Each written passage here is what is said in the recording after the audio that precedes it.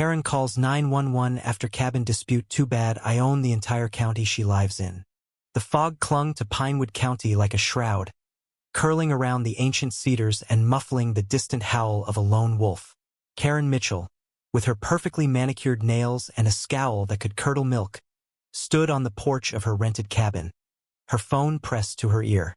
Yes, 911? There's a man trespassing on my property. He's threatening me. Send someone now. Her voice, shrill and commanding, echoed through the quiet valley, startling a flock of crows from the trees.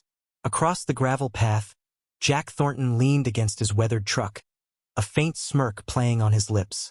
In his hand was a yellow document, its edges frayed but its words ironclad. A deed to the entire county, including the land beneath Karen's feet. Karen had arrived in Pinewood 3 weeks ago, fleeing the city's chaos for what she called a quaint retreat. She'd rented the cabin through an app, envisioning serene mornings with coffee and birdsong. Instead, she'd spent her days terrorizing the locals. She'd berated the diner staff for undercooked eggs, demanded the general store stop selling offensive hunting gear, and reported her neighbor's dog for barking at midnight. The townsfolk whispered about the Karen with a mix of amusement and dread. But today she'd met her match. Jack wasn't just any local. He was Pinewood's backbone, a third-generation landowner who'd inherited every acre of the county from his grandfather. He'd kept the land wild, leasing only a few cabins to outsiders like Karen. When she'd called him that morning, screaming about a faulty water heater, Jack had driven over to check it himself. He found the heater working fine but discovered Karen had built an unauthorized fire pit, a clear violation of the lease. When he politely asked her to remove it, she exploded, accusing him of harassment and vowing to have him arrested. Now, as Karen ranted to the dispatcher, Jack's calm demeanor only fueled her fury. "You think you're untouchable?" she spat, jabbing a finger at him. "I know my rights. This is my cabin." Jack's smirk widened. "Ma'am," he said, voice low and steady, "you might want to read that lease again. You're standing on my land. All of it." Karen's eyes narrowed, but before she could retort, a new figure emerged from the fog, a wiry old woman with a cane, her silver hair glinting under the porch light. It was Mabel, the town's unofficial historian, known for her sharp tongue and sharper memory. "Karen, is it?" Mabel said, her voice cutting through the tension like a blade. "You're not the first to think you can bully your way around here." She hobbled closer, her cane tapping the ground. "Last time someone tried that, they ended up leaving town in a hurry. Funny thing, Jack's granddaddy owned their land too." The crowd murmured, some chuckling darkly. Karen's face flushed crimson. "This is outrageous," she shouted. "I'm calling my lawyer." The twist came when Mabel raised her cane, pointing at a faded sign near the cabin's gate. It read, "Thornton County, EST 1892. Karen's jaw dropped. "Thornton County?" she stammered. "You mean Pinewood?" Mabel cackled.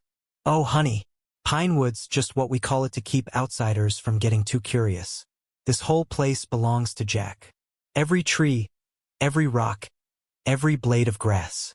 The crowd's laughter grew louder, and Karen's confidence crumbled like dry leaves. The sheriff arrived minutes later, a burly man named Tom who tipped his hat to Jack like an old friend. "Heard you got a situation, Jack," he said, ignoring Karen's frantic gestures. Jack handed over the deed, and Tom skimmed it, nodding. "Looks clear to me. Ms. Mitchell, you're in breach of your lease. I'd suggest you pack up." Karen's screams of protest were drowned out by the crowd's murmurs. She stormed inside, slamming the door, but the fight had drained from her. By morning, her car was gone, the cabin empty. Jack stood on the porch at dawn, the fog lifting to reveal the rolling hills he'd sworn to protect. He thought of his grandfather, who'd fought developers and bureaucrats to keep this land untouched. Karen was just another storm, passing through and leaving nothing but a story. But Mabel's words lingered. She'd pulled him aside before leaving, her eyes glinting with something like regret. "You won this round, Jack," she'd said. "But folks like her? They don't stop. They come back or they send worse. You keep that deed close. The victory felt hollow. Jack had power, yes, but at what cost? The town adored him, but he saw the fear in their eyes, too, fear of a man who owned everything they called home. He'd never abused that power, but Karen's outburst had exposed a truth. To outsiders, he was a king, but to his neighbors, he was a shadow looming over their lives. The land was his, but so was the burden of its legacy. As the sun rose, Jack folded the deed and tucked it into his pocket. He'd won, but the fight had cost him something intangibly, a piece of the trust he'd built with Pinewood. Karen was gone, but her voice echoed in the whispers of the townsfolk, in the way they glanced at him now. Power, he realized, was a double-edged sword, and he'd just felt its sting. What do you think? Does Jack's ownership of the county justify his actions? Or does Karen's outrage reveal a deeper injustice in the power he holds?